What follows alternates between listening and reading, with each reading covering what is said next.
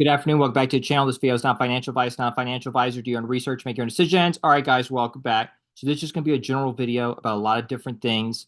And if you're not used to my channel or my content, this would not be a good video to start with. Okay.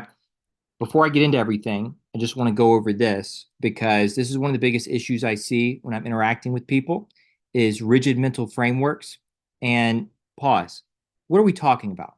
We're talking about potentially over the next 5 to 10 to 15 years migrating from Web 2 to Web 3.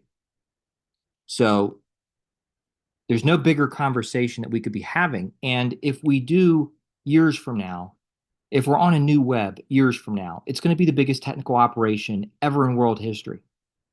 I was talking to a community member on the other side of the world about this the other night. We were laughing because he started saying it. He was like, "Yeah, this is like the biggest thing like ever." And we were both laughing because we were trying to think of other things that could potentially be bigger than this, and nothing. There's more moving parts, and this is so complex. This is more complex than I can even comprehend. And I've been trying to dissect all the moving parts with this for 3 years. And I might not even be scratching the surface. So, yeah, um, biggest technical operation ever in world history if years from now we do find ourselves on a new web.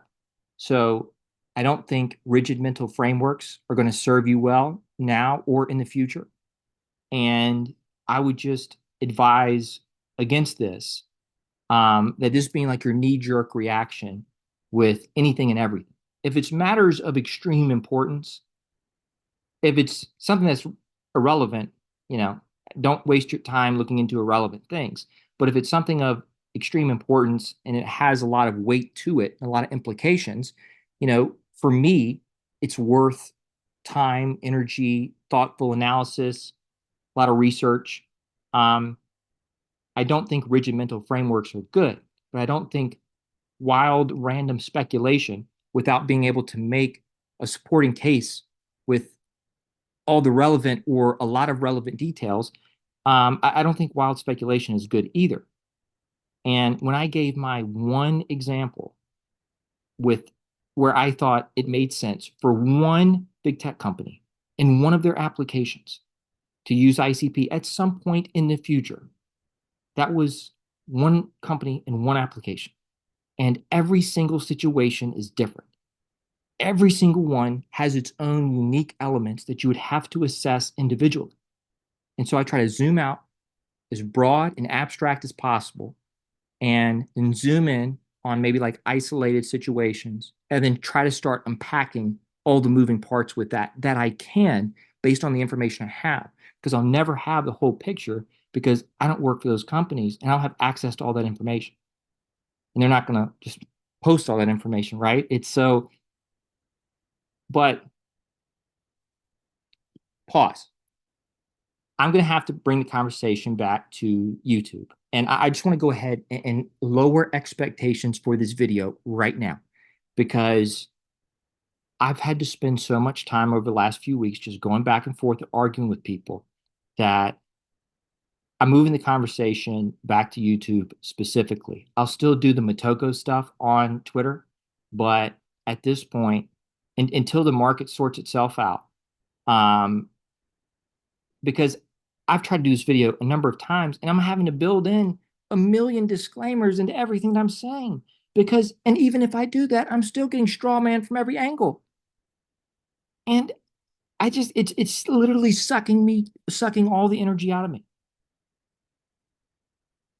And it'd be one thing if it was like honest, intellectually honest conversations, but yeah. So I'm lowering expectations right now for this video.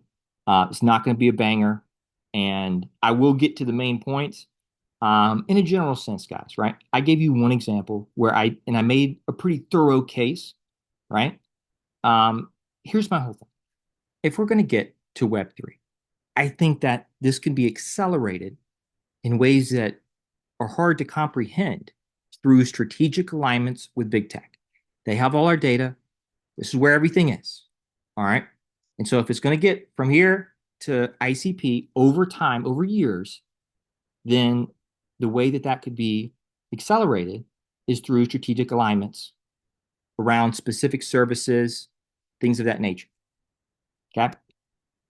Now, if that weren't something that was on the horizon in the next like 3 or 4 years or the next couple years or whenever, um, we're just talking about different timelines. Um, and one way or the other, I see this being the ultimate outcome because I don't think this is a sustainable trend.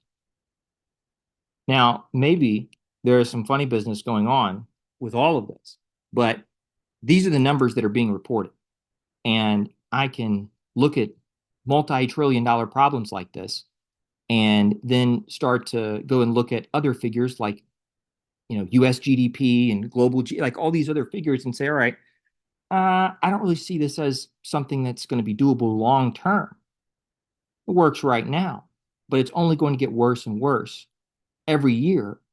On top of that, they just added a new variable to the equation that's going to make cybercrime that much harder, that much of a bigger problem. And so we're talking about a trillion, multi-trillion dollar opportunity and problem with artificial intelligence kind of layered onto an already multi-trillion dollar problem with cybercrime. And most of the shit that I'm getting from people is omitting both of those things. I can't, it's like I'm not even able to have conversations about anything that hasn't already happened. Like if I try to have a conversation about anything past today, well, it hasn't happened yet. So it's very easy for people who are already in a shitty mood and who just want to fucking argue. Oh, that's not going to happen. No, no, no, yeah. Um, so this is not going to be a real great video, guys, but I do think there'll be other scenarios where similar to Google Photos, like think if I can lay out that case for Google Photos, I could do a very comparable, type of a video for something like Apple, right? And early on, let's just say, speaking hypothetically, a year from now, 2 years from now, this were to happen, it could be sold originally on-chain public backup. Okay, it doesn't have to be sold as, oh yeah, guys, our systems are totally fucked and your data is not secure. So we're all, we're getting the hell out of Dodge. We're going on to this thing, right? It doesn't. On-chain public backup. Very simple. User option, right? And year over year, it incrementally progresses. Implementations are done in phases. Corporations, don't take my word for this, large corporation, Fortune 200 company, they plan years in advance. They have to plan years in advance. They're not just living in the moment and YOLOing, right? They're thinking about tomorrow, next week, a year from now, 5 years from now. It doesn't mean that their assessment of the future is going to age perfectly or that they're going to be right and make all the right moves. But they have to do it. They'll get wiped out if they're not planning for the future and thinking about the future and forecasting 2, 3, 4, 5 years out. They have to do that. When a large corporation implements one of their main systems, one of their main enterprise systems, if they switch out systems, 2-year process. So I say that for a couple of different reasons. One, they plan for the future, and they have to plan for the future. Two, because big picture implementation processes happen in phases, happen incrementally. They have to. And so if something like this, if this is going to be the way that it plays out, if by chance at some point in the future, there's going to be some degree of strategic alignment with big tech, it would happen incrementally. Okay? Wouldn't be all at once.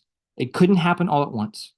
ICP couldn't support that. It would have to be an incremental build out over time, but there can be accelerants like this. This would be the mother of all accelerants.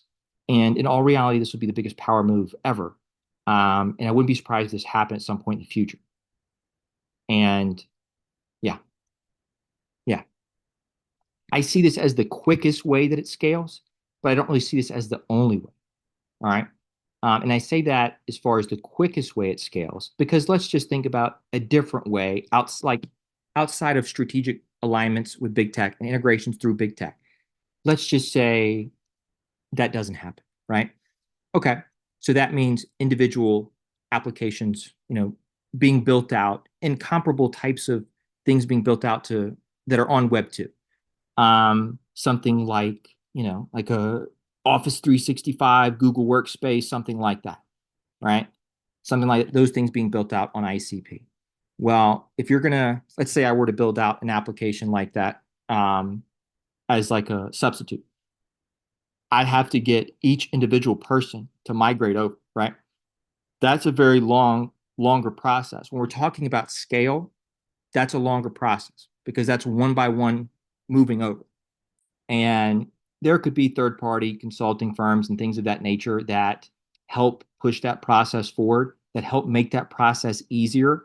And if there weren't strategic alignments with big tech at some point in the future, even though I think there will be, just a matter of time, even though it might take longer than I expect. But let's just say that doesn't happen. Something like, third parties um, helping the migration process, right? Um, yeah, business consulting firms helping the migration process. There's tons of different business consulting firms that are meeting with companies every single day and assessing all their technology and looking at better business strategies for those companies. Yeah, happening all the time. Rollenberger, that's part of business consulting services are have grown a lot in however many last 10, 15 years. Um, Yeah, so if you just think about some Office 365 or Google Workspace type of an service launching on ICP, they need to get all those individually to migrate over. Now, something I've thought about, and this was kind of what I was talking about the other day, and I don't think this is applicable, but I don't think it's out of the realm possibility that we'd see something like this in the future. Some type of like licensing, some type of like licensing agreements worked out with some big tech companies and some Web3 startups. Um, yeah, I could see something like that. And that's not too crazy given how the tech space currently is, because a lot of there's a lot of resellers of software in the enterprise world. Um, yeah, there's a lot of resellers of software in the enterprise world. And that makes sense for a lot of software companies because if you're going to have some other company resell your software, that's helping you scale. That's helping your software get out into the marketplace with more and more and more and more users and more companies. And so I could see something like that in this situation with maybe like Google Workspace 365, something like that. Maybe some type of licensing agreements worked out, um, and or similar to Google Photos. Um, they just all of their clients that are on Google Workspace or Office 365, similar type of thing that I went out with Google Photos. I could see something like that too. Yeah, with the large language models embedded that can build these services out and manage them, maintain them, monetize them, audit them, reporting and analytics, everything. This is going to be automated and autonomous if we get there. Okay.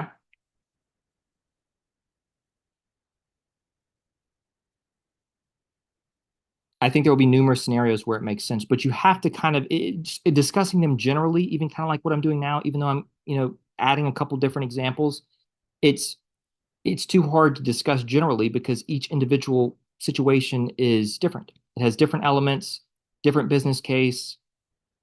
Yeah, you'd have to look at each individual one to see where it makes sense and where it doesn't. But what got me thinking about this was after I did the Google Photos example, I was like, well, okay, yeah, I mean, similar value proposition for Apple, right? And then so I started thinking about Microsoft. I was like, well, Microsoft doesn't really have anything like, because they're not in the mobile phone space for the most part, right? That's pretty much dominated by Apple and Google, and as far as the operating systems. So I was like, well, what would a comparable thing be for Microsoft? And I was like, 365, right? And I think it could happen in multiple ways. And maybe it doesn't happen in any of the ways that I think, but I don't think it's out of the realm possibility that there's going to be different types of like licensing deals with big tech and their large language models. uh, that they work out with certain Web3 startups. Yeah. And when you listen to the tech CEOs talk about the future web, guys, the new CEO of Microsoft AI, and I forgot this guy's name, but I believe he's like a Indian, Egyptian gentleman, something like that. Some type of Middle Eastern gentleman, very smart guy, younger guy too. He's only like 40, but he's been in the AI space for a long time. I think it was, with Google DeepMind and things of that nature. But, he was talking about the end of applications. And he said, your web experience could be the end of applications. It's just going to be an interactive experience with artificial intelligence.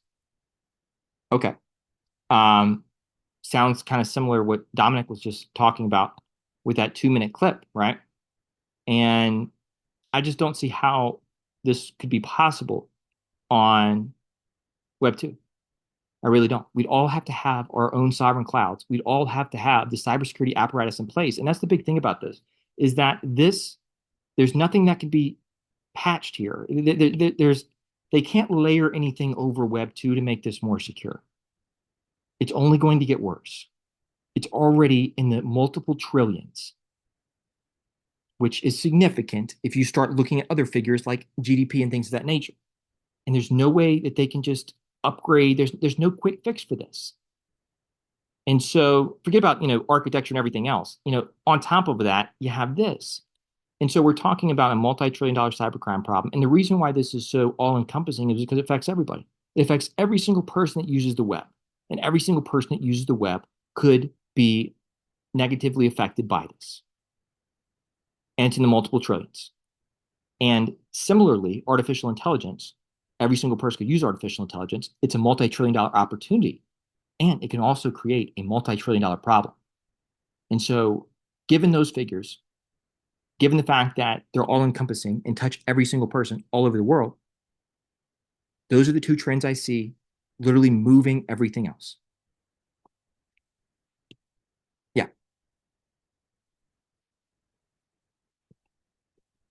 But the magnitude of the situation, this is why I'm having to move the conversation back, because the magnitude of the situation, there is no bigger thing.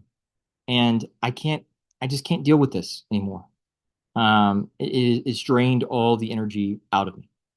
Um, Especially because I'm always willing to engage with people, man, and go back and forth with people. I'll type books, but it's gotten so disingenuous with so many different examples that I just can't do it anymore. Um, yeah, the big video that I need to do is the piece by piece comparison of AI on ICP and AI on big tech. There's about 10 different, going through each and every single way in which they're different. Um, that's what that's the video that I need to do. And I think I said a few days ago that would be out in a week or so. So give me 3 or 4 days on that. And I apologize for this. Here's the other ones. I think these also make sense. But I think that we could see something different with in this department than with the Google Photos example. Um, Maybe some type of licensing things worked out with Web3 startups, involving big tech AI and them just taking a percentage. But I think that this would be this would be a dream for them. Is the new web, their AI models are the main AI models. Think about all the different things that they can just drop off of their books, all the expenses, all the liability, all the employees, all of these things they could just drop off their books, and they're still giants on the new web. Their AI models are the things that are the biggest things on the new web, and they can migrate a lot of their clients over. What if some of their what if just over time, some of their clients just start migrating over themselves, right? And just using these other services that are already built up. They're losing, they're losing business as opposed to strategic alignments, integrations, potential licensing deals. Makes all the sense in the world. It's just a matter of how long it takes ICP to build out. That's all it is. And like when I put this up there, I'm being dead serious, like maybe 10, 15, I don't know, years, many years. And it'll become more clear. Now it's really fuzzy. Now it's very blurry, but it'll become more clear as this starts to unfold. And we'll have a better idea then. Um, the pieces will start falling in place and things will start to make more sense. All right. Right now, it's just hard. It's just hard to have these conversations right now because of the market and sentiment and everything else. And it's just, yeah. Um, I would spend a decent amount of time listening to tech CEOs talk about AI, the future of AI, because they'll drop certain hints and clues when they're describing certain functionality. Yeah. Similar to how, like, when Chris Dixon talks about the future web, irrespective of anything with Andreessen Horowitz and, anything with dfinity. But when Chris Dixon talks about the future web, he's describing functionality that's only available right now in ICP. So unless something else is going to show up pretty soon, and it better be very soon, because as soon as these AI smart contracts can start building web applications, at that point, it's like this thing gets turned in, it gets shifted to a new gear. Okay. Um, yeah. I think the quickest way this scales is this way. I don't think this is the only way. But I do think that it makes business sense. It will make business sense in enough scenarios. In these scenarios, I think it would make sense. And I'm sure there are other scenarios that would also make sense, but I have to look at them. I have to isolate them and then go into all the different variables just to see if there's any hangups or things that, like, oh no, oh yeah, that's right. So that wouldn't make sense. Um, just the magnitude of the situation, man. This is how I see it playing out. These two slides right here. Not only them, okay? Not only them, but if we're moving into a future ran by AI, they have all the leading AI models, right? And if this isn't going to resolve, where else are you going to go? So I think it can happen through strategic partnerships. I think it can happen through just the current web that we're on, the problem becoming so catastrophic that it just out of necessity, resources start being allocated. Guys, go listen to the tech CEOs. And when they're talking about AI, they talk about the need to invest in AI infrastructure. I think that's how ICP is going to be sold when this is mainstream. AI infrastructure, secure AI infrastructure. And if you listen to these people talk about the importance of guardrails for artificial intelligence, canisters, done, right? The importance for, governance, done.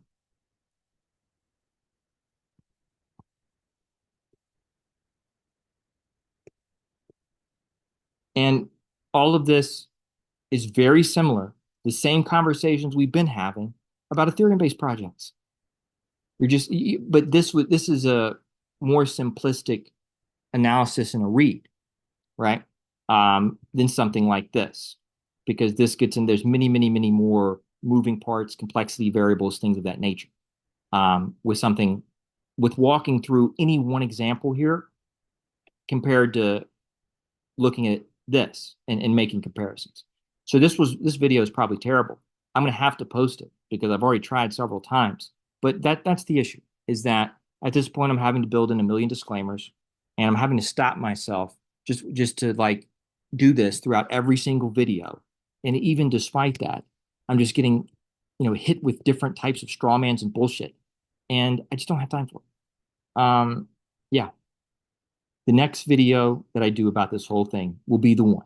Okay. And I actually might have to post that. Now I say that I might actually have to post that on Twitter because that's going to be like the video, the ICP versus Web 2. Like it's going to be slide by slide. Number one, here's it's going to be compare and contrast each slide. You're going down a bunch of different criteria. It's about 10 different, very, very, very important criteria. AI on ICP versus AI on Web 2. All right. Um, and so, yeah, because I've hit on some of them, but the more that I dug into it, there were so many different like ways to there's so many different types of criteria to use to compare and contrast AI on Web 2 versus AI on ICP. And so that'll be the big video, and that'll be out whenever. It might be a week, I don't know. But it'll be out at some point in time. And I might post it on Twitter, but that would be the last one because I'm not just not doing this anymore. And for other types of stuff like this, I'm gonna move my posts to the community tab on YouTube and not on Twitter. Yeah. Guys, I'm sorry. This video is probably terrible, but this is the accelerant. This is the way that I see this accelerating in ways that we can't even imagine. And maybe it happens, maybe it doesn't. I don't see this as the only way, but these are some other things where I think it makes sense. And so when I saw a couple different projects popping up, I was like, what if in the future there's certain types of licensing deals worked out? Maybe that doesn't happen. I don't know. Maybe big tech just comes in and just dominates and takes over. Maybe they never do. Just trying to talk it through. Okay. That's it. Um, yeah, that's it. Sorry, guys. Not financial advice. Take care. Have a good day. I'll see you next video.